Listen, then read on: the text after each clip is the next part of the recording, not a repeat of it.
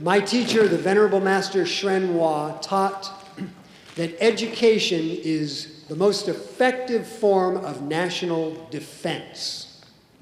He said that education saves people's lives and people's souls, and he urged educators to promote social justice, open-mindedness, and great courage in training the future leaders of the world. As a nearly lifelong educator, I'm thrilled that this panel has been devoted to beyond mindfulness in education. The moderator for this panel is the CEO of Blue Goji, who in 2010 launched the Coleman Fung Institute for Engineering Leadership right here at UC Berkeley's College of Engineering. Please welcome our moderator, Coleman Fung.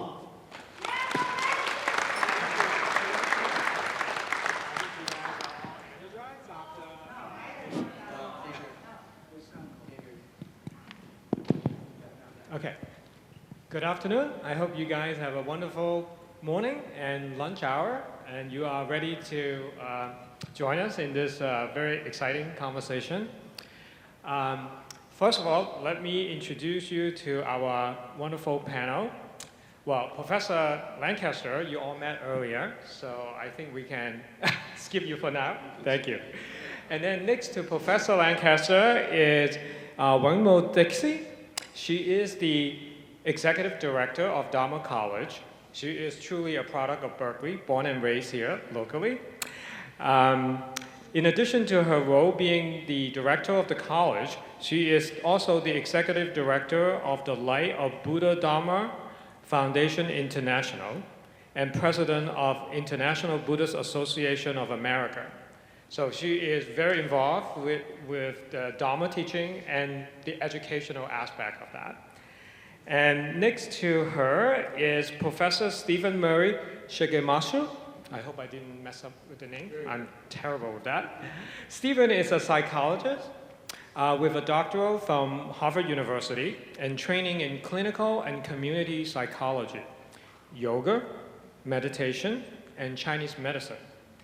He was a professor of education at the University of Tokyo and director of International Counseling Center.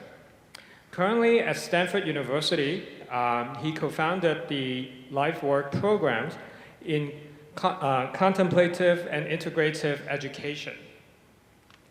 And last but not least is Professor Doug Powell.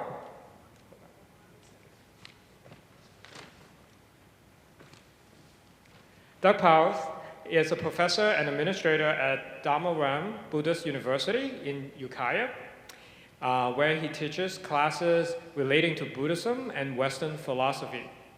He first met Buddhism back in 1973, and since then he has been very actively involved in envisioning how Buddhism can inform higher education in America. So I think we have a group of wonderful experts in the area of education. Just to give you a little bit of background on myself, I'm really a make-believe Buddhist. I really don't have any traditional Buddhist sort of learning or heritage. I grew up in Hong Kong and went through the almost finished secondary school. And let me just make one simple comment. The Buddhist system with a Chinese characteristic is the worst of the possible combination. And so I always actually hated school. I know even though I went to school here in Stanford, I just put up with it. I find the school, the mechanic is so rigid. Everything is so prescriptive. Everything is defined and one-dimensional. So intelligence, first of all, it's not just how well you can answer some of these, tricky questions or mindful subjects. But the fact that everything is just so deterministic to me, it's just I don't know how I survived all these years. And the one thing that I really learned from the fellowship program, because it's really about teamwork. So one of the students actually came to me near the end. She said to me, Coleman, I love the program so much, because that's the only class I can come to, and I felt so embraced by my peer, and instead of worrying how I'm going to outcompete all the fellow students. So this is where we are at today. You think about the education system from the very young age, all the way through college to grad school. You are on this rigid system, force competition on you. There's no option. You don't even think about it. You are, that part of that system is so ingrained. You are always in competition. You are always being judged. And, you know, so as we experienced the discussions earlier, what did we have? Monkey mind. That's mentioned quite a few times. We talk about the climate change, you know, the condition, how we actually separating ourselves, you know, from the environment, from this wonderful earth. And that competition, you know, like this winner takes all model. Look at what we are dealing with today, the level of inequalities. Think about all the recent college admissions scandals, right? We are forcing students to create these perfect profile. So again, yesterday we heard about in the West how difficult for people to accept themselves just the way they are, being imperfect. So to me, that is the root cause. I like to make these crazy statements because that's, you know, just carrying on my troublemaker persona. I think all this problem starts at the education level because we are teaching our kids. They are being conditioned from this young all the way up. How do you outcompete? How do you outdo others? To the point where it's counterproductive. Berkeley is consistently ranked not only as a top university, but also ranked as one of the most stressful campuses. And that's where we are. So I'm just so happy to be here because I can, you know, really hope to learn from you guys. So I'm going to open up and see. Lou, do you want to start? Well,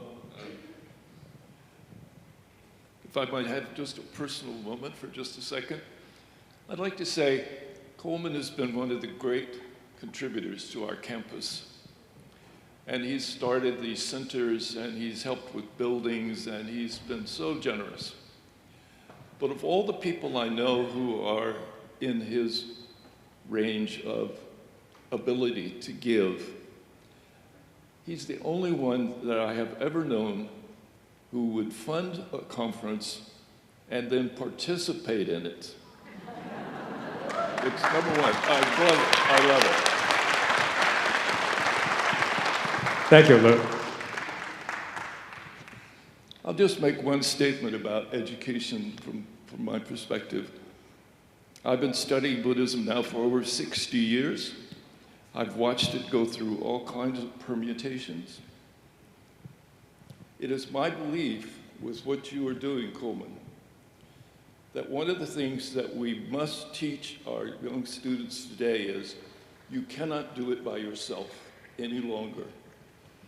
You cannot have the idea that the single brain is the only way to study because it's so complex, so much data. So my current research project where I'm working on the Atlas of Maritime Buddhism, I figure out that I've had almost 700 people helping me with that project. And that's the only way it could be done. So you could say it's my project, but it really isn't. And when you form these units of people who are willing to cooperate together and understand that research is not competitive, real research is, hooray for you, you found something. And when I find something, you're going to say, hooray for me. And we put it all together. That's the only way education in the future can progress. And we need to start teaching our students. Find your cohorts. Find your partners. Find the people who can help you and will join with you. And I hope that we can reach a point where we have doctoral dissertations that have multiple authors, because I think that is where education ought to go. We would have to change the financial incentive for the faculties, which would be another big challenge. Yes. I have to admit and confess that I'm not an educator or a professional in education. I'm here really as a parent, and as Coleman mentioned, I'm the director at Dharma College. First, really, my deep, deep thanks to you, Coleman, because of you, we can all be here together. And that takes perhaps lifetimes of what we call merit to be able to bring Buddhists and non-Buddhists in Berkeley, at UC Berkeley campus, where I think this has happened for the first time. There are many institutions here who've been 50 years in institution in terms of its birth. My father came here in 1968, and Professor... Yes, my father was sponsored by Professor Lewis Lancaster in terms of, he came here as a Tibetan refugee. So we've seen over the last 50 years so many of these Buddhist organizations and spiritual organizations come up. And so it's really just wonderful that you've been able to provide this platform for all of us to come together. Now, in terms of education, I feel that very much what you've just mentioned about building community and building organizations coming together with expertise so we can really address the human potential. And especially when it comes to grades and competition, I have 2 teenage kids. My son is in the front here. And they're really faced with so much stress and focusing on trying to achieve a very tight spot to get into the very best universities. And that kind of stress leads to immediate burnout. So we really have to bring more caring, maybe more meditation, more mindfulness into our school systems, where we can take pause and really reflect who is doing this. And I think that kind of attention in a curriculum, bringing caring into a curriculum would be very important. Thank you. Steve? So I've been doing different programs at Stanford University for quite a few years, and they really, maybe I'll just mention the origin of them. They started because I had been living in Tokyo, and I came over on a sabbatical and really liked it here and ended up staying, but Stanford has a system called the resident fellow, where you actually can live with the students. And that's when I learned about what they call the Stanford Duck Syndrome, which is that Stanford students appear to be very happy and serene and peaceful, and they smile and they look so beautiful, but underneath they're really struggling.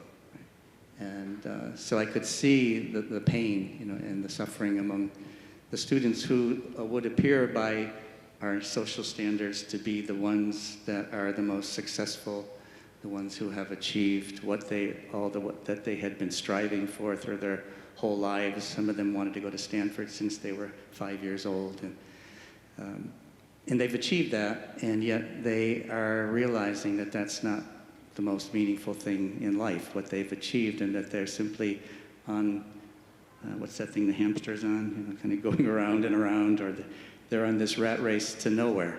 And it's what they're valued for, as they've told me many times, is for what they can achieve. And sadly, that's even their own families, their own parents give them that kind of a message, that as long as you're achieving, you're our son and daughter. But if you're not achieving, you don't have the same value, and that whole value system permeates the whole Silicon Valley. I thought we were escaping from Tokyo academic pressure to come here, but it wasn't the case at all. So, and at the same time, we lived in Palo Alto near the we lived in the university, but at the Palo Alto High School, which was said to be one of the best high schools in the country. The day before school started, my son's friend committed suicide right in the railroad tracks near our house. And that same year, four other kids from the same high school also took their own lives. And so for me, it was really a turning point in my life, the serene life of a college professor, and I had to ask myself, what can I do? And I like that expression, think global but act local. And I said, well, what can I do? I can offer classes. I have to offer classes. Students have to take classes. Could we offer classes that students really want? Students want to know about, why are we here? What is the purpose of my life? How can I fulfill the responsibility I feel as a human being on this planet? What can I do? How can I do that? And the way I found was, I had been a psychotherapist, and I felt like that wasn't what I wanted to do, and the whole college counseling system is totally in a state of being overwhelmed by the demands. And so I thought about healing, where most places in the world takes place in community. It doesn't take place by one expert who has all the knowledge and can give that healing knowledge to everybody, but it takes place in community. And so I set up courses that I call the Heartfulness Courses, and we come together and I like the image of the samurai coming into the tea house, in which the door is very narrow, so you have to take off your swords, you have to take off your armor, and the door is very shallow, it's short. So you have to lower your head and bow to get into the tea room, and once you're in the tea room, you're equal with everybody else. And the tea master is simply there as a facilitator. So our classes begin in that way. We do appreciative learning. We appreciate each other's contributions. We share our stories. We believe that we can share our own vulnerabilities, and find that itself, beginning in that mindful place, brings on compassion, brings on a sense of responsibility to each other. And I have them call me sensei, which is a nice, Japanese word for the teacher, but I say that it doesn't have to be hierarchical. The meaning simply means, by the Chinese characters, it's one who lives before you. So I offer myself as an elder, somebody who is there that they can see as a guide. But otherwise, it's really about collective knowing, appreciative learning, and it's whatever we can achieve as a community.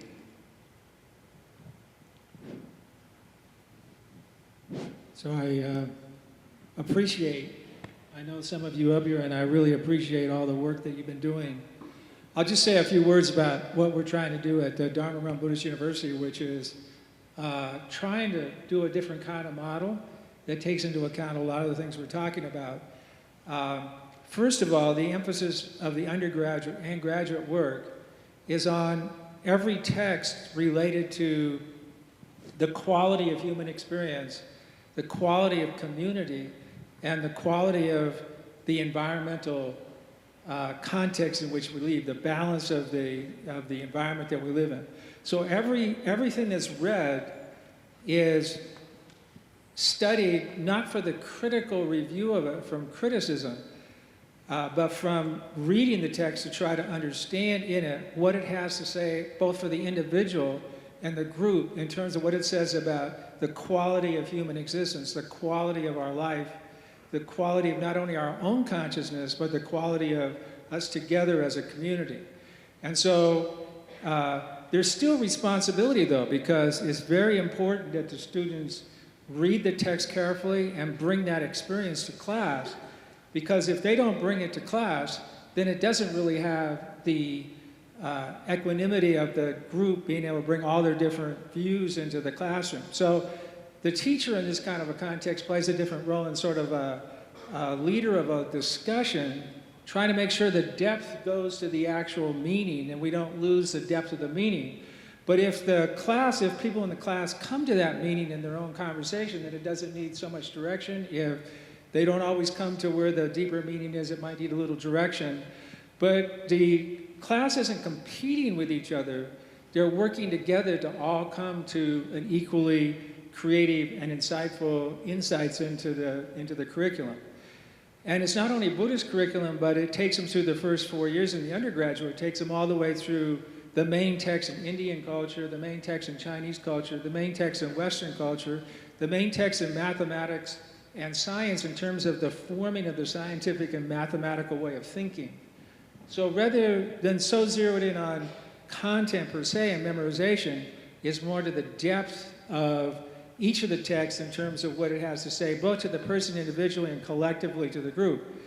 So we're trying to solve 4 or 5 of the issues that have been raised here already in the discussion, and taking that through accreditation was really interesting. Last year we got accredited, and taking through WASC meant that having to explain to WASC how each element of this actually fit an overall model that was consistent within itself is a worthwhile project in itself, because that discussion led to a really wide-ranging discussion about higher education as a whole. So we're only in the very early stages of this. The other aspect of it that is built in is some meditation as our lab work. So if we're reading a text, there's many Buddhist texts that are talking about experience that if you haven't had some experience of meditation or mindfulness, you wouldn't know what's being referenced. They're not intellectual concepts. They're pointing to experience.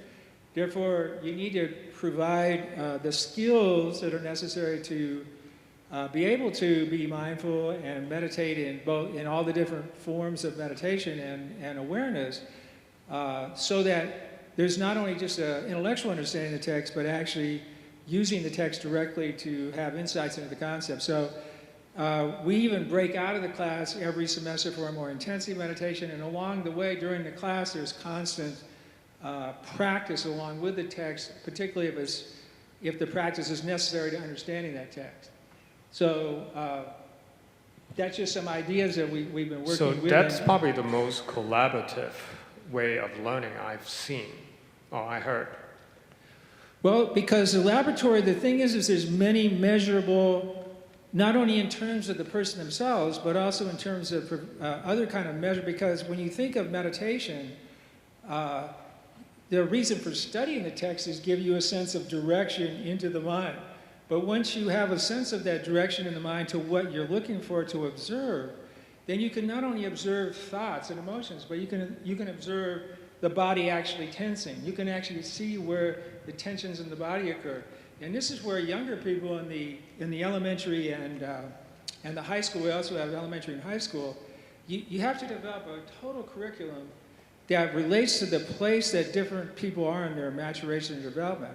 And so earlier on, you want to have reference to their actual physical experiences that relate to things. And as you move on, you don't want to start with such abstraction. You want to start with the immediate experience that people are having. Yeah, Doc, I think you raise a really good point, that I think, in order to understand the world we live in, we have to go to sort of a reductionist approach to understand the components.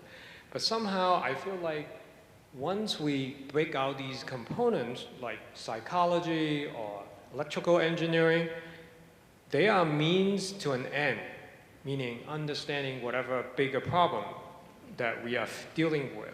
But somehow these they just become the end in itself. So at university, since I'm very involved here and not so involved in other places, they all talk about interdisciplinary study, but they are all fake, labels. There's no such thing. The professors, if they happen to have good relationship with truly someone else in a different department, yes, it will happen. Otherwise, it's just all BS. And in fact, here's a story. This gentleman I met from Moore's Foundation, when they first started the foundation, they have 3 objectives. One of the objectives was to fund interdisciplinary study. At Powell, he's actually a famous professor here. And he basically said, after a year, listening to all these propaganda messages from different university presidents, they completely dropped the initiative because they were just all, talk.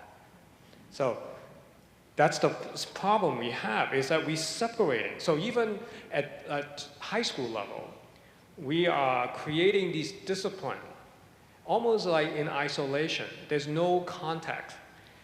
Like, the way Buddha talked about, hey, don't just take my word for it. Go out and try it out yourself and see if it works for you. But there's no such thing within what we, I'm trying to bring that into the program, and it's a struggle. So I don't know, how can we incorporate more of that? Well, the missing element is the actual experience of the person. There's only one place that makes contact, and that's in the actual conscious awareness of the person who's studying.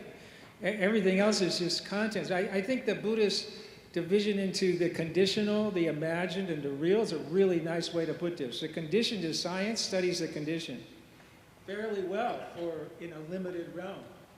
The totality of the interconnected web of the imagined is the theories that we put to that. The language theories, the scientific, the mathematical theories. And then the Buddha added this element of the real, meaning the actual experience that's occurring. So we need to get back to the actual experience that's occurring in the awareness of the student. And you start from there, and then the other elements, those are just aspects of our experience. That's the content of our experience. And we can include all of those. And we have a lot of knowledge about the imagined and the conditioned today. And we've done a lot of work on that. The problem is if it doesn't start with the real, it completely loses the foundation to human awareness and consciousness from where it all emanates and where it all comes back to. If we lose touch with that, then we lose the fundamental ground of the whole experience. Well, I think that's also part of the reason we're having so many issues with mental health, Stephen, as you mentioned. At Cal, it's the same way. The students are very stressed. In fact, I think the suicide rate among college students has been going up in the last few years. So it's a huge issue, and they also, students are not reaching out for help either. Stephen, would you like to comment on that a little bit more? That's part of the reason I started the program I do, the Heartfulness program, because there's indications that half of American college students don't want to receive psychological counseling. So they were not going, or they would go once and they say, it's not for me, or the counselor, I couldn't relate to the counselor. So I felt there had to be another way to do that. Maybe that's an opportunity for the Buddhist organization. So instead of saying, hey, you have a mental problem, you should just come and, calm your mind. Well, I come from my field of psychology, which is a social science, but everybody knows all psychologists have penis envy, right? And physics envy, I mean. That's an academic joke. Right? We all have physics envy that we're trying to pretend we're a science like physics. But I find I like to pose the issue to them of mastery versus mystery. And that to the students that we're all engaged in this mastery and control. And then we need to, at some point, surrender and give up and say that there are places in life in which I need to also let go, and I need to embrace the mystery because there's going to be power in embracing that mystery too. I was just going to say about places and spaces for people to go to, and we have many Buddhist temples here in the Bay Area, and for example, Dharma College is right in the heart of downtown Berkeley, where we have the Berkeley High Campus just on the corner, and we see hundreds of students come out every day, and if we can just extend a welcoming space for them where they can sit in a circle and take time to pause, take time to just reflect inwards. So I think that we have great opportunity here in this assembly where we have the traditional temples, and I know that many of them do open up their temples to the youth. But if we can provide a welcoming space for them to enter in and create programs where we're linking in with our local high schools and being a place where the youth can feel comfortable and fun, and that there's not a barrier to entry. I think that's a wonderful idea, because we can actually at least try it out as the Bay Area model, and maybe other universities will adopt it as well, so that not only, as part of our goal is to reach out, engage, and get more people involved, or at least learning more about Buddhism. I think that's a wonderful idea, Remo.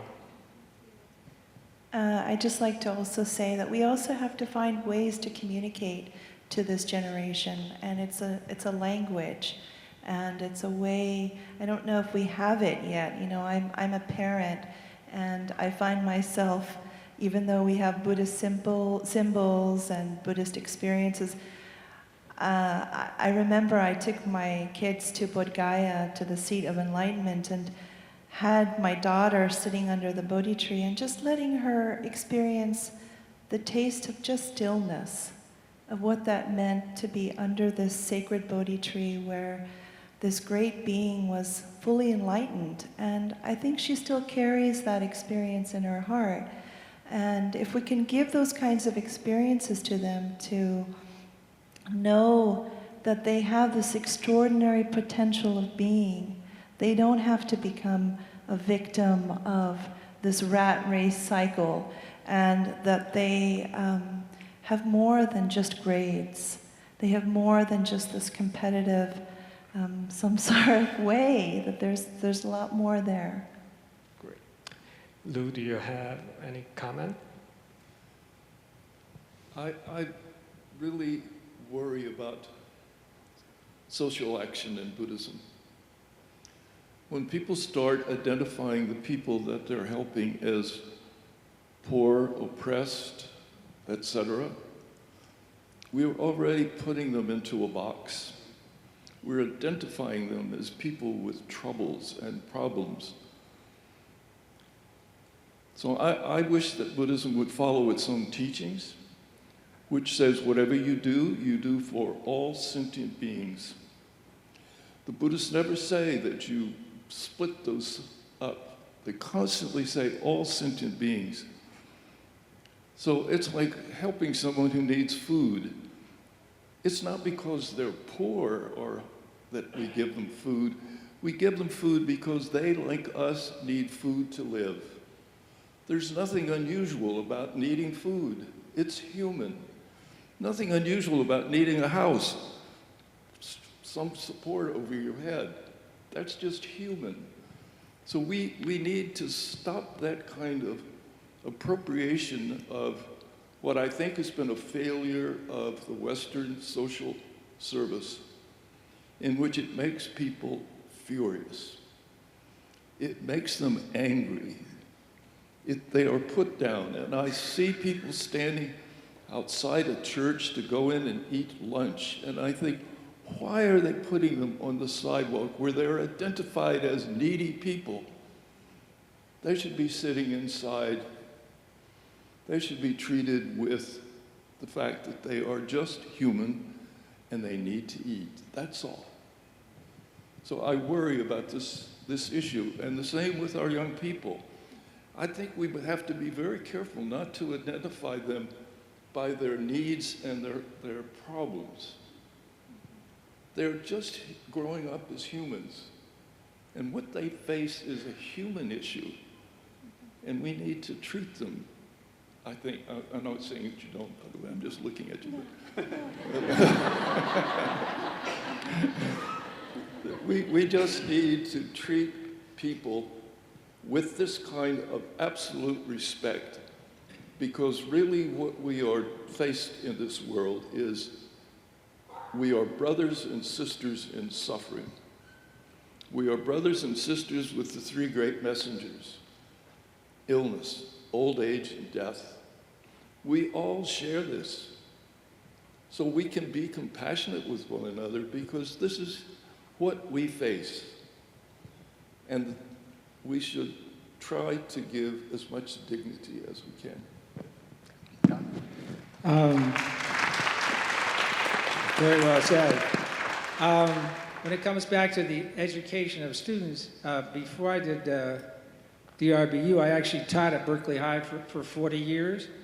From 69 to 09, I taught at Berkeley High. Because that was the place the whole society came together, and it was really interesting, and higher education's interesting, but not that interesting. the thing you learn from, I think I had 1/3 of all the graduates from Berkeley High for 40 years. In my classes as a senior, there was something like 9,000 students or something. And the amazing thing is all of the students basically had the same issues and there's no difference when you get to the level of when there's respect, when there's mutual respect and so forth. What I want to say about the bringing it to education is the one thing a lot of the classes when I had opportunity in pedagogy, I brought them over to the monastery because I actually lived over in the Berkeley Buddhist monastery at the same time. So I had a little bit of an advantage. And I could bring them over there for a week or two and do a meditation. And every one of them, if they got to do a little bit of meditation, they got to actually find the ground of their own mind that they could settle in and relax and didn't need to be competitive and didn't need to do all this stuff. And the surprise of that, it was a shocking surprise to every adolescent that they were okay in their own head, just paying attention to their own mind. And actually, it's a very simple thing. This is not a metaphysical, this is a purely secular thing. The next thing on our relationship to each other, generosity, for instance, the first paramita of the Mahayana. Generosity is not just something that's emanating for other people, it feels better in yourself. So in an adolescent, you need to take a person back to the feeling of generosity versus uptight, competitive. How does it feel in the gut and the heart to be competitive and constantly judgmental and so forth and irritated versus being generous and open-hearted? It feels different. So you have to take it on an adolescent level, you have to take it back to the feelings that people are actually feeling, because that's where they are these days, and not to the abstraction. So both the feeling of what it feels like to be generous and the mind observing that. The key is the feeling, the actual sense of the feeling of generosity, taking them back to that, and then the ability to observe the feeling of that is the secondary quality of that. Every adolescent, that actually doesn't take that long to teach humans, because that's their natural state, you know, so. Great. So with the remaining time we have, I would like to offer each one of the panelists just to sum it up, and what is your advice or your view going forward on how we can, I know we can't drop all the grades and all the exams, but what can we do in the meantime? Who would like to go first? Well, I would say for the Buddhists, they always say there is a way to test your wisdom. And the test for your wisdom is that when you have an insight, does it produce compassion? If it doesn't, the insight is of no value. Thank you. Thank you. I'd like to just open up our space and just provide a place where we can bring together experts and parents and young people in the heart of downtown Berkeley to sit together and engage with these topics and just see where it goes. There's no, the first step is just trying and to be open to that dialogue and that conversation. I don't know if we have the answers yet, but if we can provide the space and the place for that to occur and the willingness and a commitment to that, I think we can go in new directions. That's wonderful. We're going to follow on that. Thank you. Stephen? In all of my classes, we simply sit in a circle, and when the students first come in, it's like a living room atmosphere, and they say, oh, it's a living room, it's really relaxed, and then they realize they have to face other students, and there's no desks, and so they got to take out their cell phones. But what I ask people to do is to do the simply acknowledge each other's presence, and there's a beautiful Zulu word, sawubona, and it means I see you, and it's a greeting, but it has this very deep sense about I am not just myself as an isolated individual encapsulated in this flesh, but I am with my ancestors, I'm part of something greater. And when I see you, you are also not just this one individual alone in the universe, but you are part of something greater. And as we acknowledge each other, we are respecting each other. Respect in its Latin root simply means to see. So we're respecting each other and we're bringing each other into existence. So we do this as a ritual, and I would like to, everything that we do is also experiential. Like I said, make it feelings, make it into your, experience it, embody it. And so I'd just like to ask you, could you turn to somebody and share that ritual of I see you, and the other person says, I am here. And then you might go back and forth once. I see you. He's asking us. I am here. I see you. Doug? Well, they're getting to know each other now. I don't want to break into that. So people Each other is say, far more profound. You know, I mean, obviously, I think I said my piece on it. I think we have to bring education on all levels back to what it's actually about, which is back to the level of the quality of human experience, the quality of community, the quality of our relationship to the environment, because we have no choice. Anything that's going in a different direction is committing, at this point, is committing suicide, both collectively and individually. The anxiety of the individual comes from that, and the collective disaster comes from that. From just a Buddhist on another level, I would really like to see us as a whole, all of us come together and really build and bring to the modern world the incredible wisdom all the way from the Pali Abhidharma through the Yogacara, through the whole, we have a mass of text and knowledge that has not been known to most people, not even 1%, of the totality of what the Buddha Dharma has to bring. And I think on another level, bringing that forward in some kind of way that people have a better access. A lot of translation that Lou and other people have done have started that. But even in the academic world where we have a lot of that text, it isn't yet found its way to where a place that practice always. So I guess I would hope that we can bring all the work that everyone's doing on all the levels in the last 30 or 40 years of bringing Buddhist texts into a place of practice, wherever that is, and make it accessible to all ages in a way that's appropriate to the age. So that would be my hope. Well, thank you so much. Let's give a big round of applause